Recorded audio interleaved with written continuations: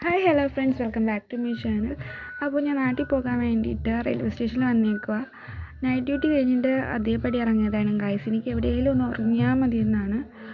അങ്ങനെ ഞാൻ കരുതി ട്രെയിനിൽ കിടന്ന് ഇറങ്ങാനുള്ള ഒരു പ്രതീക്ഷ ഉണ്ടായിരുന്നു. പക്ഷേ സീറ്റെങ്കിലും കിട്ടിയാൽ മതി എന്നാണ് കേട്ടോ.